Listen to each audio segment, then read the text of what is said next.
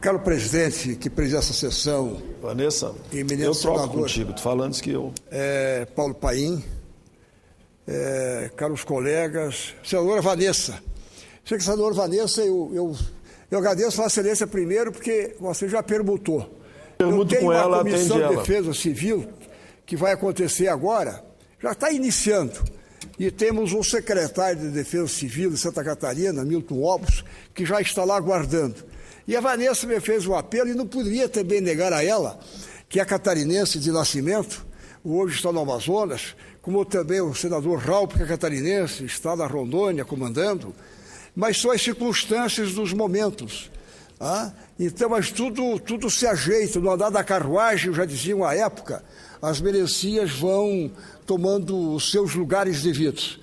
Então, antes de mais nada, eu quero também, caros colegas, fazer um registro aqui na tribuna, nesse instante, na presença, com muita honra, do nosso vice-prefeito lá de Xanxerê, no oeste catarinense, o nosso Saibo. O Saibo, que é o vice-prefeito de Xanxerê, com mais o Wilson, que é o secretário, e eu já disse para ele que ele é o ministro municipal da Agricultura e do Comércio e Indústria, lá de Xanxerê. E também o nosso Neymar, aliás, o Neymar, que é o secretário, que é o ministro municipal da Agricultura e Indústria e Comércio, e que é o Neymar. O nosso Neymar não da bola, mas é dos negócios, é do desenvolvimento, é do agronegócio, é do comércio e da indústria. Não é um jogador que é o Neymar, mas joga também, no bom sentido, o desenvolvimento do nosso município de Xanxerê. E também quero aqui lembrar da presença do vereador Wilson, que representa a Câmara Municipal de Xanxerê. Os três com o vice-prefeito Saibo estão aqui na tribuna de honra da casa, que para nós é uma satisfação imensa. Quero então, nesse instante, caro presidente e caros colegas, tecer alguns comentários sobre a atuação e os fundamentos da nossa economia. Eu, nesse tempo regulamentar que me cabe, não poderia deixar de fazer uma breve análise, fazer algumas ponderações em relação à nossa economia, o que a gente vem sentindo. Os principais indicadores econômicos referentes ao terceiro trimestre acenderam um sinal amarelo em todo o país. Afastamo-nos dos princípios elementares da economia. Não fizemos as reformas necessárias para destravar o ambiente de negócios. E os resultados não permitem antever uma mudança de cenário. O PIB sofreu uma retração de 0,5% com relação ao trimestre anterior, trazendo a previsão de crescimento anual para cerca de 2%. A produção industrial reduziu sua atividade em 1,4% no período. Caiu nesse último trimestre a produção industrial de 1,4%. O superávit primário ficou em 1,5%, afastando-se da meta de 2,3%. Ao cenário sombrio, soma-se ainda a considerável desvalorização das ações da Petrobras, superior a 10%, em reação ao aumento anunciado para o preço dos combustíveis. Para os principais analistas, a elevação é insuficiente para recompor as perdas acumuladas da companhia com o congelamento dos preços por um longo período, como forma de conter o aumento da inflação. Como indicador positivo, restou a taxa de desemprego, pouco mais de 5%, a menor da história. E, todavia, não esqueçamos, no entanto, que nessa conta entra um componente relevante e muitas vezes esquecido da mudança na formação demográfica em curso no país. Porque, queiramos ou não, nós, com o tempo, nós não teremos, com os anos, uma entrada de gente no mercado como era costume, porque a idade, como ela vai evoluindo, vai sendo, a longevidade ela vai chegando, o pessoal começa a ficar mais tempo na ativa E aí a pirâmide que hoje é da base, ela é bem maior, ela começa a equilibrar, que a longevidade vem chegando, e aí com isto, o pessoal que entra no mercado de trabalho fica mais tempo, e os que saem, daqui a 30 anos vamos estar no equilíbrio da pirâmide do país, como nos países do mercado do primeiro mundo, como a Europa, os Estados Unidos, já estão equilibrados. Como a economia não é uma ciência exata, há várias explicações para os preocupantes números do terceiro trimestre. Algumas têm origem no cenário exterior, como a retomada da economia americana, não há dúvida. Contudo, a maior parte é de nossa exclusiva responsabilidade. E uma significativa parcela deve ser debitada a falhas na condução das políticas econômicas por parte do Poder Executivo e da ausência, eu diria, de reformas importantes, o ônus compartilhado pelo Legislativo.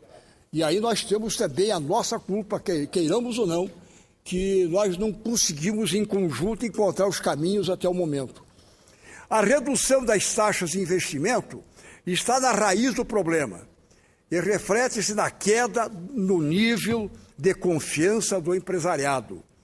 As incertezas com relação aos índices inflacionários, taxas de juros e o direcionamento do governo no investimento público fazem os empreendedores desacelerarem e aguardarem por mais estabilidade no horizonte.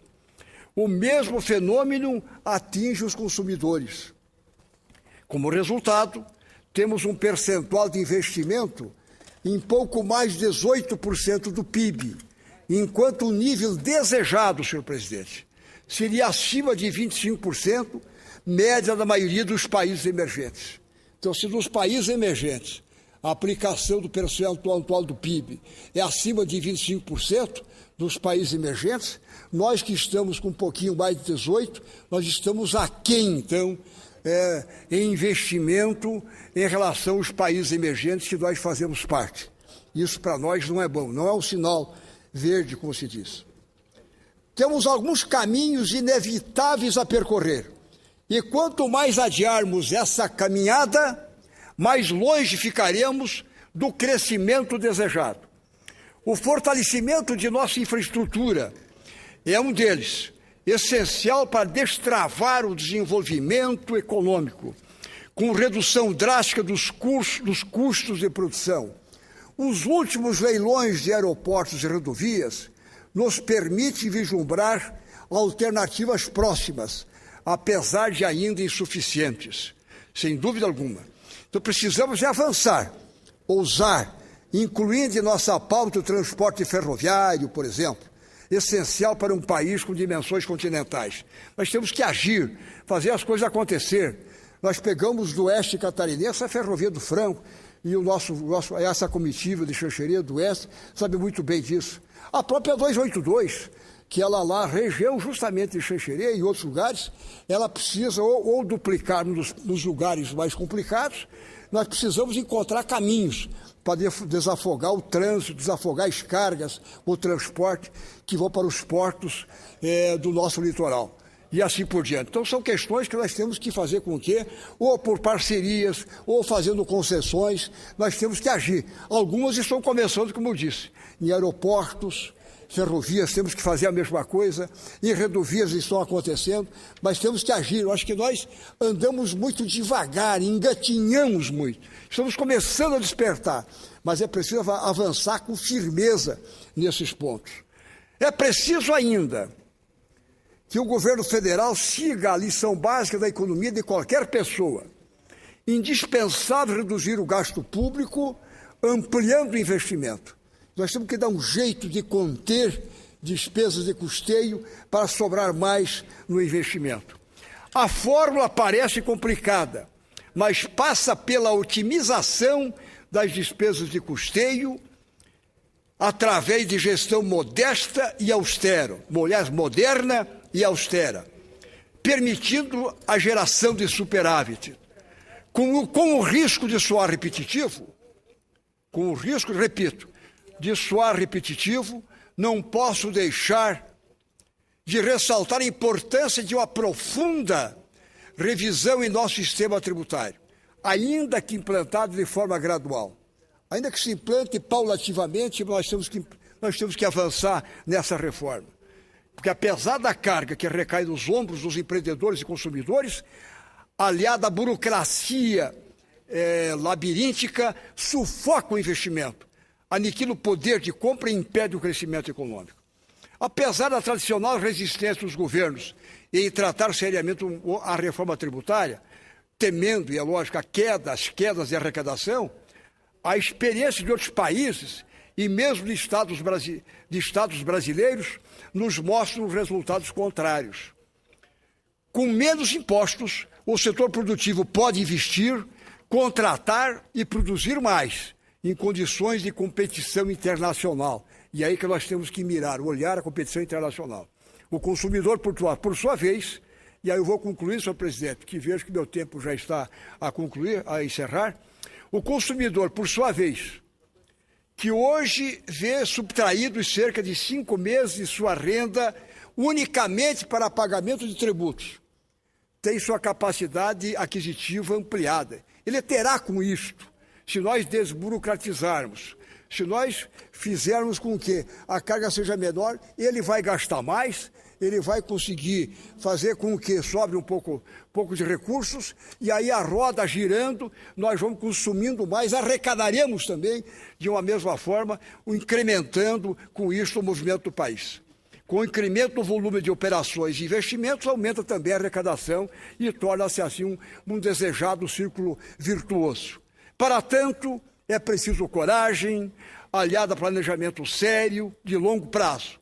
Somente essas ferramentas econômicas essenciais, aliadas ao investimento permanente em educação e saúde, permitirão ao país alcançar a plenitude do seu potencial. Faço esses comentários, senhor presidente, encerrando essa exposição, porque acho que nós precisamos, com os pés no chão, procurarmos corrigir ninguém é perfeito, mas corrigirmos nossos problemas, melhorando as nossas atividades, procurando fazer uma gestão eficiente, procurando enxugar aqui ou acolá, chamando parcerias, que aliás começou a acontecer agora com mais frequência no nosso governo.